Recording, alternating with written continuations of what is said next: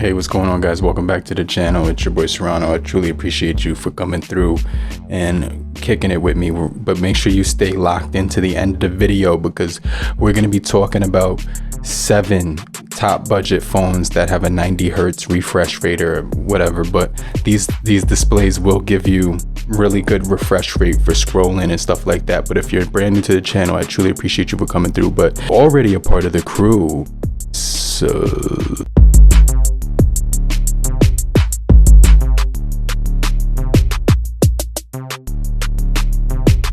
So today we're going to be taking a look at the Infinix Zero 8, and this was a phone I was trying to get for a long time, right?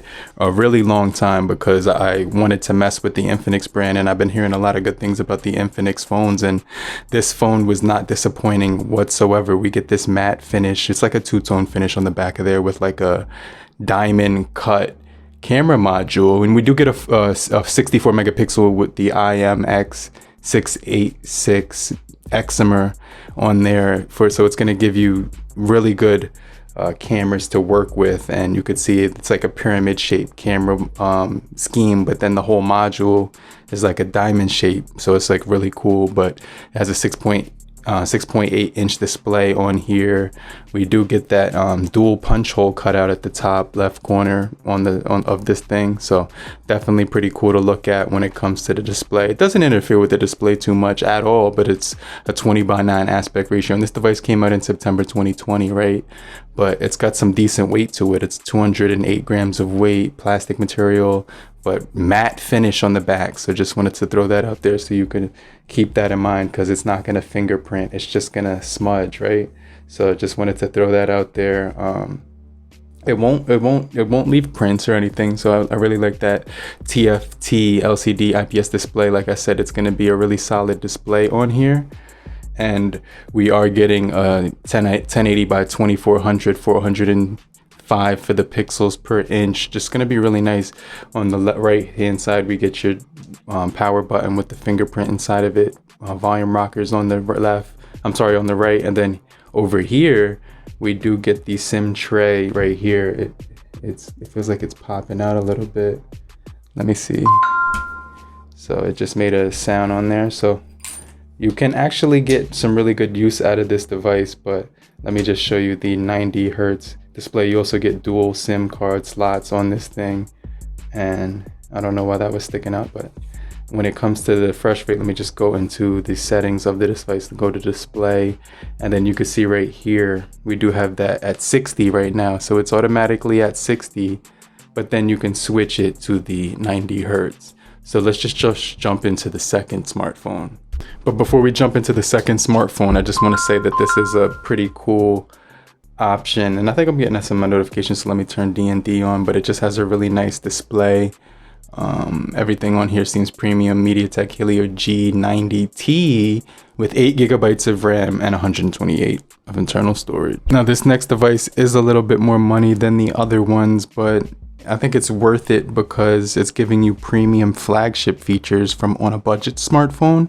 So that's why I thought it was worth, picking up against some of the other smartphones that I'm going to mention. But obviously this is going to have that in-display fingerprint sensor. We do get really clicky buttons, power button on the right, volume rocker right underneath it. So it's usually the opposite, but I kind of like the power button up there because my pointer hits it, which is pretty cool. And then you got the volume rockers right beneath it. There's nothing on this side except for the expansion of the SIM card right there. You also do get Type-C on this thing. We also do get a microphone on the top, microphone on the bottom, dual speakers on this guy, which is really crazy. And we definitely get that 90 hertz display on this thing. It's going to be giving you an AMOLED panel. So the panel on here is just going to be extremely good to look at when it comes to the panel on here. So I just want you to be aware that the panel on this guy is going to be extremely pleasant and extremely pleasing to the naked eye. So I just kind of want to throw that out there, but I didn't want to talk about the 90 hertz refresh rate without mentioning this device, because it's actually like my main phone and stuff like that. Now the next device you should probably take a look at if you're trying to save a little bit of money but also get that 90 hertz refresh rate and also have a really solid device that you can actually use in the budget price point that's going to save you a ton of money, right? You can pick up a deal on a carrier or anything like that, but this is going to have the Snapdragon 690, 6.49 inches, full HD plus.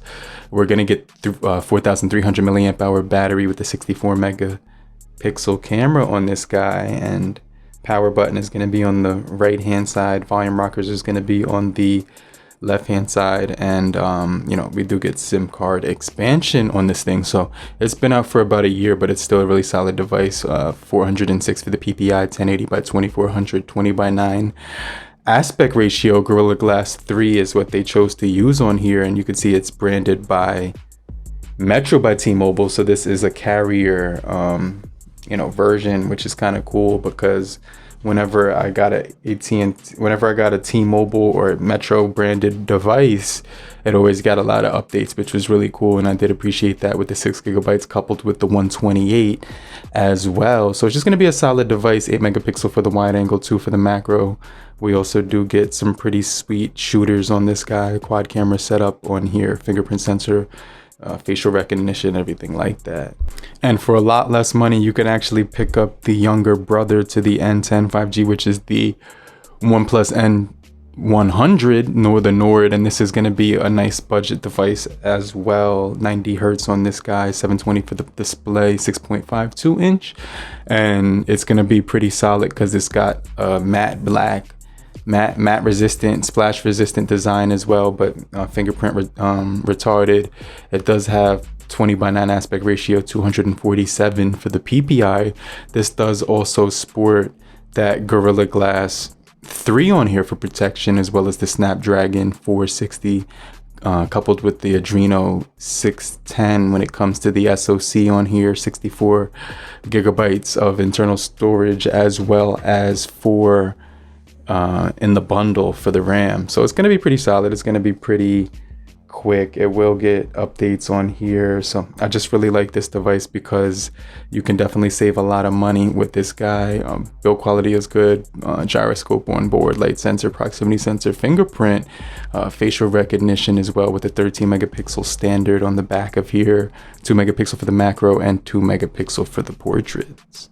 But overall, this is going to be a really solid device. It does have some pretty cool software on here.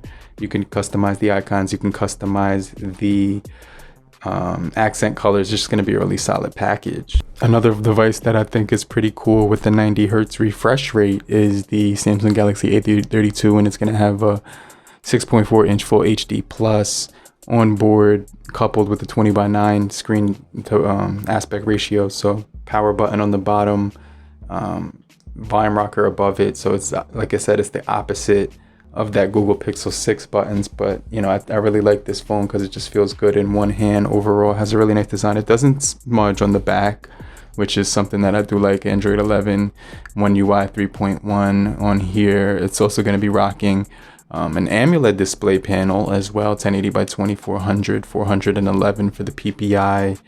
And like I said, you're gonna get the some really cool features with this beautiful display, Infinity U for the display, as well as far as like the cutout or whatever. But you know, that doesn't bother me either. I've always liked the Infinity U display. It's been out for about, you know, 4-5 years now, right? But you know, it's still really good design when it comes to the notch and everything like that. Good feel in the hand. It's plastic. It mimics metal on the sides, but it has a really good feel to the touch. We do also have, you know, it's basically like, I'm not sure if it's Corning on here, but usually Samsung does put Corning on their mid-range devices. 4 gigabytes of RAM is on here and 128 coupled with it.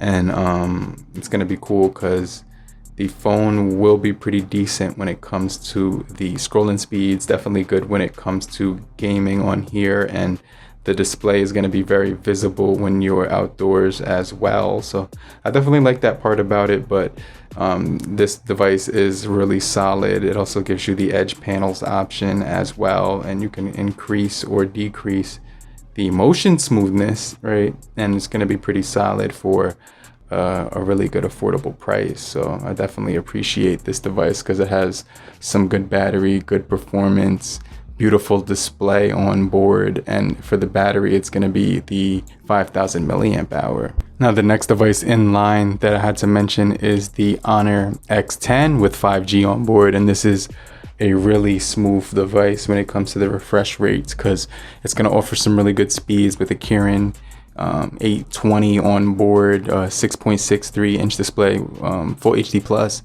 you know, decent weight on this thing. Sony cameras on the back with the 40 megapixel. You could see the diamond cut design just looks really solid when you throw it in the light or whatever. When sunlight hits it, it's gonna look 10 times better, right? But in artificial light, it does look sweet on here.